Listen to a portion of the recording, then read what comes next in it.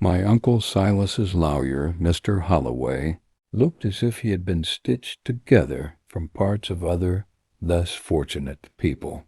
His skin had the texture of old wax, and his office smelled of formalin and musty paper. When he handed me the property deeds, I noticed he avoided touching my hand entirely. "There is one condition, Mr. Wayne," he wheezed, staring somewhere past my shoulder. "Your Uncle Silas was an eccentric man. There are instructions left in the house. You must read them before sundown.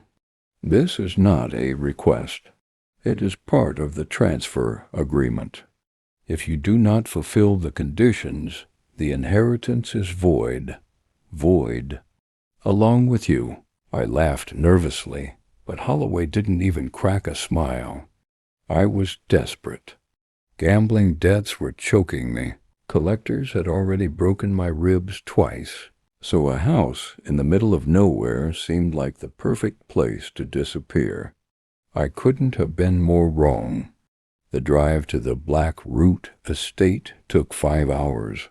For the last 40 minutes, I drove down a dirt road that seemed to lead not just into the forest, but into another dimension. The trees here were ancient, twisted by the arthritis of time. Their branches wove together above the road, forming a tunnel through which light barely penetrated. The GPS in my car simply died, displaying a black square on the screen. The cabin turned out to be a massive 2-story structure made of dark logs. It didn't look abandoned. It looked like it was waiting. The windows resembled the dark, empty sockets of a skull. Inside it was cold, much colder than outside. In the main hall, on a heavy oak table, an envelope was nailed down with a hunting knife. Next to it stood an old kerosene lamp and a box of matches. I opened the envelope.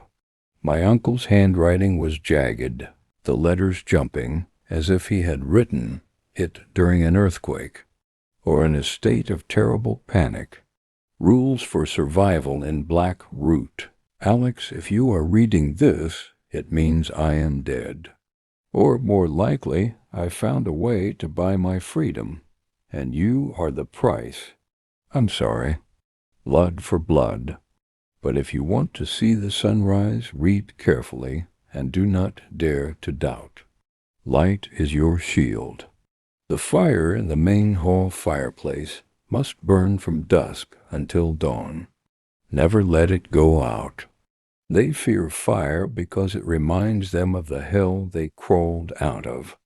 Barricades.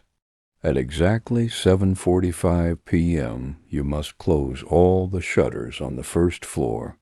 Use the iron bolts. If you are even a minute late, you will see their faces in the window. If you see them, they can enter through the glass as if it were water. Feeding. In the kitchen, under the sink, in the darkness, sits a copper bowl. It is old and always cold. Every night, place a pound of fresh raw meat there. Beef, pork, game, it doesn't matter. What matters is the blood. This is the rent. The basement. The door to the basement is locked with 3 padlocks. I threw the keys down the well. Never try to open them. The thing that lives down there is blind, but it hears your heart beating through the floorboards. It is hungry, but it is patient. Mimicry. This is the most important one. Between 1 a.m. and 3 a.m., the forest begins to play with your mind. You will hear voices, voices of those you loved, those you lost. They will beg you to let them in. They will cry. They will know your deepest secrets. Ignore them. If you answer them, you invite them inside. I put the letter down. It was a joke. It had to be a joke. But then why was the air in the house so thick? Why did the silence press against my ears so hard I wanted to scream? I looked at my watch. 7:30 p.m. The sun was setting. The forest outside the window turned into a wall of ink. Suddenly I felt a gaze. It was a physical sensation, like someone running an icy finger down the back of my neck. I walked to the window. At the edge of the woods, about 50 meters from the house, stood a figure. It was pale, unnaturally tall, and thin. Its arms hung down below its knees.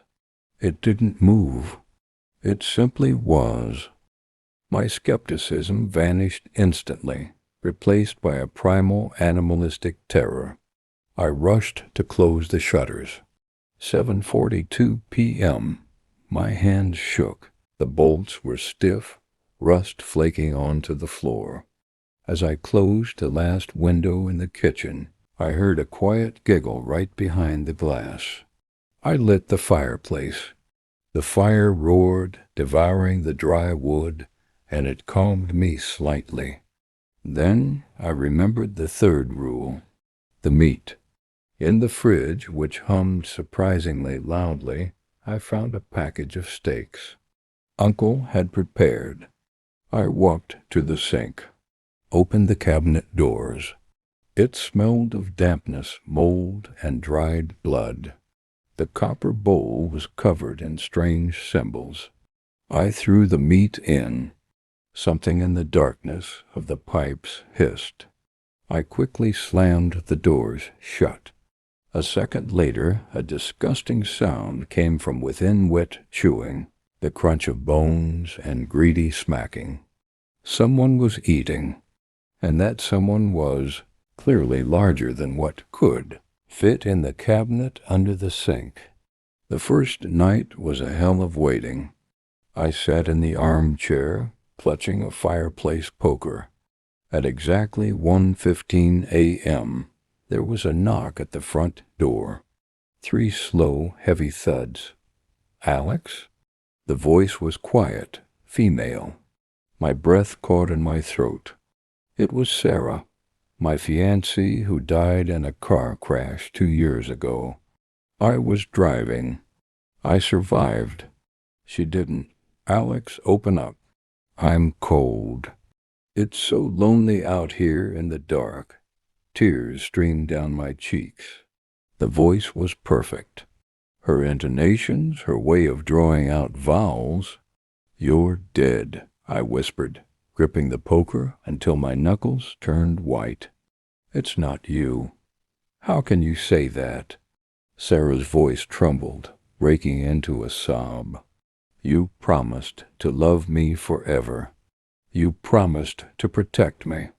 You killed me, Alex, and now you won't even warm me up? Shut up. I screamed. Silence fell behind the door. For a moment I thought it was over, and then Sarah spoke again. But now her voice sounded as if her throat was stuffed with broken glass. A low, vibrating bass. It is your fault, Alex. Your meat smells like guilt. Open up, and we will hurt you so you forget the pain in your soul. Something slammed into the door. It wasn't a human hit. It felt like a battering ram. The house shuddered, plaster falling from the ceiling. I could hear claws scraping against the outer wall, trying to find a gap. This went on until 3 a.m. Then, as if on command, everything went quiet. Day 2, I tried to escape. In the morning, I ran to my car. It was destroyed. The metal was chewed up like foil. The engine had been ripped out and thrown into the bushes. I tried to walk. I walked down the road for an hour, too. But the forest didn't end. The trees grew thicker. Finally, I stepped out into a clearing and saw Uncle Silas's cabin. I was walking in circles. The space here was warped. On the porch lay a dead crow. Its entrails were neatly arranged in the shape of an arrow pointing at the door. I went back inside and started searching the house. I was looking for answers. Under a floorboard in the bedroom, I found my uncle's diary. The last entries were written in blood. They are no longer satisfied with animals. The bowl under the sink is just an appetizer. The creature in the basement is the sentinel. It keeps them from entering from below, but it demands more. I am running out. There is no food left. I called Alex, blood of kinship. If I give him to them, they will let me go. I'm sorry, boy. Old age is selfish. I felt sick. My uncle didn't die naturally. He fed me to this place. Day 3. Night. The meat was gone. I tore the whole house apart, but found only moldy bread and canned food. I threw a can of stew into the bowl. The sounds from under the sink were different. It wasn't chewing. It was an irritated hiss, and then a bang from inside the cabinet. The doors buckled. "Wrong," whispered a voice from the pipes. "Want fresh. Want alive." That night they didn't knock. They started breaking in. I heard the shutters in the kitchen cracking. I heard the boards bending. But the worst was in the basement. The locks. Click. The first lock fell. The creature downstairs woke up. I heard it climbing the stairs. Heavy, wet footsteps. Breathing that sounded like a pump moving slime. "Silas?" It roared from behind the basement door. "Did you bring dessert?" I realized this was the end. I had nothing to pay the rent with. The bowl was empty. The creatures outside were breaking through the windows. The thing downstairs was breaking the second lock. Click. I ran to the kitchen. My eyes fell on my uncle's knife set. They were sharp, professional. Rule number 3. What matters is the blood. This is the rent. They didn't say whose blood it had to be. I looked at my left hand, then at the copper bowl, then at the basement door, which was already bulging from the blows within. I don't want to die. I don't want to become one of them. I grabbed the meat cleaver. It was heavy and cold. I placed my left hand on the edge of the counter over the bowl. My fingers trembled so violently I could barely aim. "I'm sorry, Sarah," I whispered. "I need to live a little longer." I swung. The pain was a blinding white flash that tore through my consciousness. The scream got stuck in my throat. Blood sprayed like a fountain into the copper bowl. I watched as my own fingers, the pinky and the ring finger, fell into the darkness of the cabinet. A thud. From the pipes came a satisfied, greedy smacking sound. The hissing stopped. The pounding on the basement door ceased instantly. The banging on the shutters vanished. The forest went silent. I fell to the floor, clutching the stump with a towel, laughing hysterically. I survived. I bought myself another night. But now, as the sun rises again, I realize the horrible truth.